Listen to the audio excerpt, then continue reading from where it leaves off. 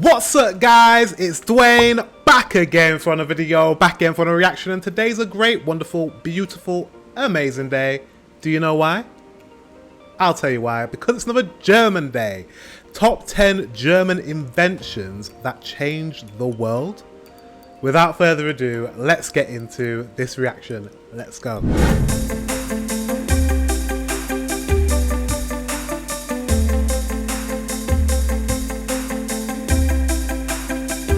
What inventions did you create, Germany? There's no better decision than investing in high-quality German inventions, especially if you want something that will make your life easier. There is a huge number of German inventions on the market. However, it can be difficult to find the right one.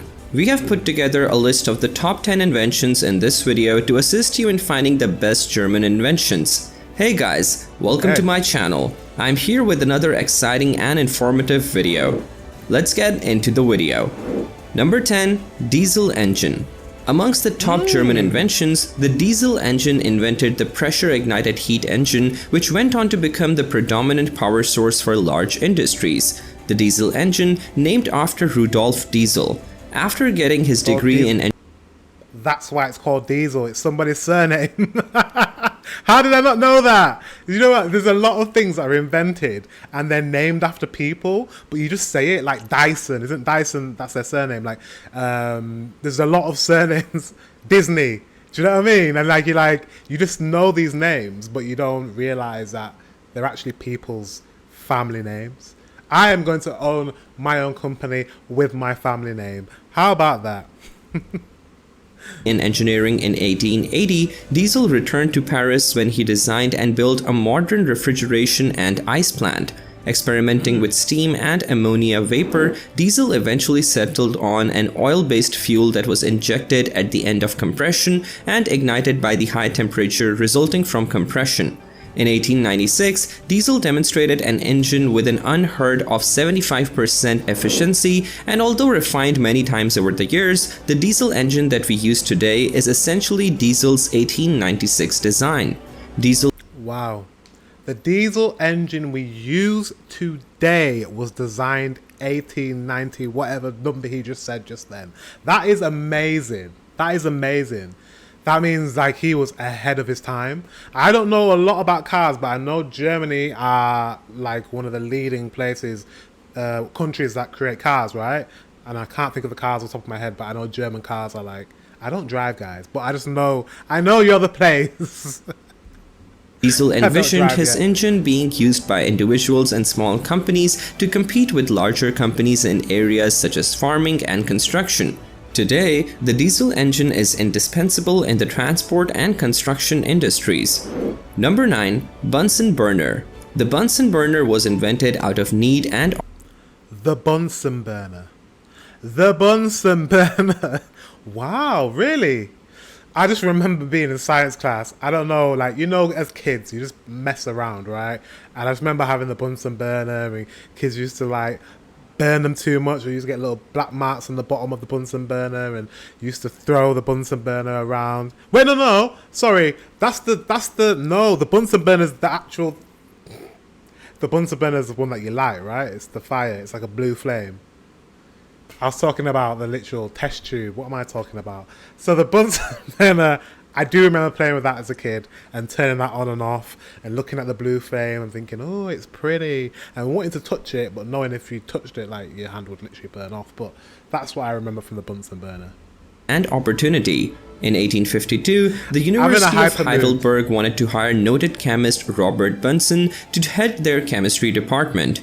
To lure again, another surname. him, they promised to build a new chemistry laboratory.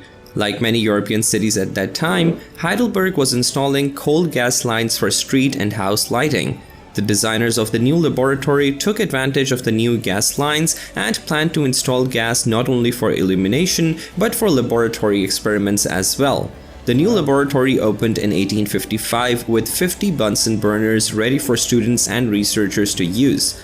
In 1857, Bunsen published a paper describing his burner design, and laboratories around the world began to adopt his superior burner design. Know that the burner was that old. Number 8. Electron microscope. One of the key inventions of the 20th century is the electron microscope. So it seems so far that tech, because it says German inventions that changed the world just in general, but it sounds like Germany, when it comes to tech, scientific stuff, mechanics, that's where you guys excel. We'll see as we go on, but it just seems like a lot of science and technology and mechanics, which is very fascinating. It allows objects to be magnified up to 10 million times, and it has literally changed how we see the world. In 1931, the German physicist Ernst Ruska and the electrical engineer Max Knoll created the first working electron microscope. Their early prototypes weren't able to magnify as much as an optical microscope, but by the late 1930s, Ruska and Knoll had significantly improved the devices. An electron microscope uses electrostatic and electromagnetic lenses to form an image by controlling an electron beam that is focused on a target object. It allows objects as small as a single atom to be viewed. Work on the electron microscope halted during World War II. After the war, scientists from all around the world began working on improving and refining Ruska and Knoll's design. They created the scanning electron microscope, which detects electron emissions from a target, allowing scientists to see more objects than is possible with Ruska and Knoll's design. They also created the reflection electron microscope. It's incredible. You can create a design, or the concept of a design, and you have this vision, but you can't see it yet. No pun intended. Can't see it. You see what I did there? You can't see that. You can't see or realize the vision that you have, but you have this imagination, and then it might not be. You might not create the finished product, but your blueprint gets taken on by someone 20, 30, 40, 50 years down the line, and they create literally what was in your imagination. That is what's wonderful about inventions and creating something that's not real or tangible and making it real and tangible. It all starts with an idea in your head, as crazy as that sounds, and then what's that saying? They say thoughts become things. Is that the right one? It's a few sayings about whatever you believe, you can conceive. Whatever you perceive, whatever you believe and perceive, you can conceive. I think that's right, or did I make that up? Well, if I have made it up, that's a new saying. Microscope, which detects elastically scattered electrons. This allows scientists to see how particles interact with other matter. Number 7. Printing press. The method of printing from movable type was invented by Johannes Gutenberg sometime around 1456. The scope of the invention included the creation of a metal alloy that melted easily and cooled quickly, which was used to form durable, reusable type and oil-based ink that was thick enough to adhere to the metal type, then transferred to paper or vellum and a press. The press needed to apply firm, even pressure to the printing surface, and it was likely adapted from existing vine, oil, or paper presses. Gutenberg was born in the German town of Mainz and became skilled in metal working. By 1450, Gutenberg received a loan from a financier named Johann Fust to continue his printing experiments. When Gutenberg was slow to repay the loan, Fust sued and won control of the type and press. It was under Fust's name that the first printed works, the 42-line Bible and a Psalter, were released. The Psalter in particular was magnificently decorated. Gutenberg's contribution was recognized, however, because by 1465 he was receiving a pension from the Archbishop of Mainz that included grain, wine, and clothing. Number 6. Radar system. It was... Yeah, you guys really, when it comes to inventions, you're the place, right? Radar. Radar. Do you know what we use radar for today? Well, he's going to explain it. Radar is indicated by James Clerk Maxwell in his groundbreaking work on electromagnetism that building of radar-like systems is possible. It was materialized only at the outset of the 20th century that different instruments and gadgets made use of electromagnetic principles, with German scientist Christian Holzmeier developing a ship detection system primarily aimed to guide ships safely through the sea haze. Designing such systems which allowed the production of small radio energy pulses was an important step towards the creation of contemporary radar systems. Amongst the popular German inventions in marine engineering and aerospace engineering, radar systems picked up quick progress during World War II and were the key element that steered the Allies towards success. Number 5, the tape recorder. The next time you listen to music on the go, remember to thank The tape recorder. Guys, the tape recorder. That's like audio. Like me being able to communicate with you right now is because of German inventions, basically. That's right, isn't it? The tape recorder was like the first means to be able to record something. No, it's not. Before the tape recording wasn't the vinyl. I don't know, but that's amazing though. The tape recorder is something that, well, I don't know how much does that encompass? Does it encompass like cinema, film recordings? That's not the same. That's visual, audio. Is it just tape, or is this like audio in general? Let's find out. I don't know. Thank a couple of German inventors. The first practical tape recorder, the magnetophone K1, was demonstrated in 1935. During World War II, the Allies became aware of simultaneous radio broadcasts with unusually high quality. They were aware of the existence of the magnetophone recorders, but they didn't know about the existence of high-frequency bias and PVC-backed tape. During the war, the Allies captured a number of German magnetophone recorders from Radio Luxembourg. It was an American audio engineer, John Mullen, along with the famous crooner Bing Crosby, who really put magnetic tape on the map. During the closing days of the war, Mullen was tasked with learning about German radio and electronics. At a studio in Bad Neuham, he picked up magnetophone, high-fidelity recorders, and 50 reels of recording tape. Crosby eventually invested $50,000 in the California electronics company Ampex, which became the world leader in tape recording. Wow. So it's because of you guys that we have tape recording and we have high quality audio. So before, our audio was crackly and horrible and you couldn't hear us properly. And then the Germans were like, listen, we need to communicate during the war. We need some high quality audio. And you invented that. Thank you very much, Germany. Thank you. Number 4, the MP3 music format. So you really did create music and audio. MP3. Wow. 3 stands for MPEG Audio Layer 3, and it is a standard for audio compression, whereby music files are made smaller by a factor of 12 with little or no loss of quality. MPEG is an acronym for Motion Pictures Expert Group and is a group of standards for audio and video that are set by the Industry Standards Organization (ISO). The first standard, MPEG-1, appeared in 1992 and it was for low bandwidth.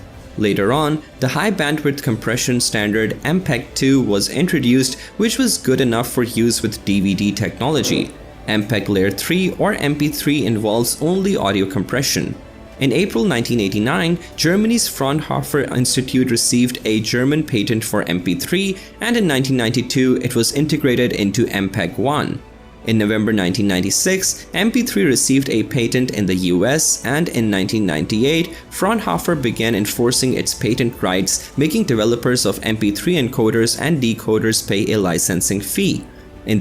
Get that money, mate. Get that money. If you can invent something, definitely license that out, get people to pay, because MP3 now is just it's all that we know. When you think about music, apart from FLAC, is it FLAC?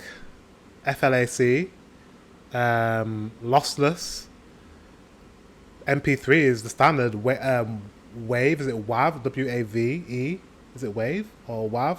WAV file. There's only like 3 files that you use for like music, but MP3 is the main one.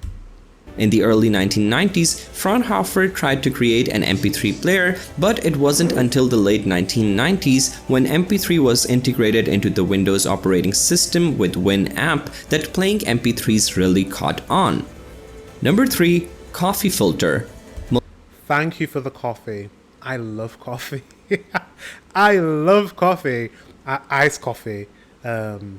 Specifically, which is not normal. Some people like warm, but I'm British. I like tea, but when I drink coffee, I like it iced. So thank you very much for filtering, having the coffee filter, because I I've had some lovely coffee, and it's got me through some very difficult days where I've been very tired and I didn't want to go to work. So thank you, Melita Germany. Benz, a Dresden housewife, grabbed her moment in 1908 when contemplating why her coffee was always overbrewed and bitter. She wanted to eliminate the harsh flavor created by boiling loose grinds or using the traditional linen technique of brewing coffee. Benz patented the invention after realizing she could make a more delightful cup by filtering away the loose grounds with an improvised paper filter, and the family firm, Melita Group KG, now employs about 3,300 people. Hence, we hope that this video helped you explore the earliest and greatest German inventions which brought technological advancements that blow your mind how these inventions changed the world. Number 2. Chip card. The products of German ingenuity are Chip cards. Not microchips, chip cards. Let me just see if he needs to explain this. Because I want to know how much you've... Because chips are in everything. Literally everything. There's a chip in these headphones. There's a chip in this microphone. There's a chip in this computer. There's a chip in my camera. There's a chip on the device that you're watching me on right now. So if you guys invented chips, I mean, you're elite. You're just the king of inventions. Are in your wallet too. Chip and pins, SIM cards, credit cards, health insurance cards, IDs, and other anything else that holds data on a chip. It started in the finance sector when banks decided that a magnetic strip and signature wasn't secure enough and looked for alternative solutions. German engineers Jürgen Detloff and Helmut Gottrup developed the microprocessor cards as early as 1969 and patented them in 1977.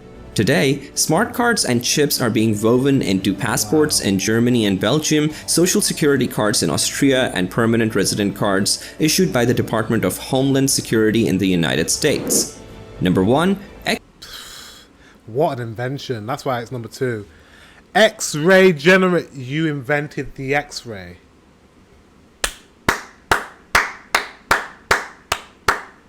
Guys, the X-ray. Do you know how many lives that has saved? Wow. Very impressed. This is why it's number 1. X-ray generator. German inventors and thinkers have dominated science for centuries. As well as discovering whole fields of medicine such as bacteriology, Germans are also responsible for some of the medical inventions we take for granted. The physicist Wilhelm Conrad von Röntgen discovered X-rays in 1895. Since then, its use in radiography has only increased, with almost 200 million X-rays taken each year in the US alone to diagnose everything from broken bones to pneumonia. If you guys like this video or this video helped you, please give the video a like. If you're new to the channel, guys, X-rays, X-rays. That's incredible. It saved so many lives. I used to work in a hospital, and I've been in the theatre with a lot of patients, and I've seen a lot of X-rays being done, and they're always fascinating to look at, to have a look at the X-ray. And yeah, it was invented in Germany. Yeah, I cannot wait to go to Germany. I just to know that you guys have invented so many amazing, like, world-changing things. I'm very impressed by that. So yeah, guys, thank you very much for watching. Until the next one, I will see you very soon.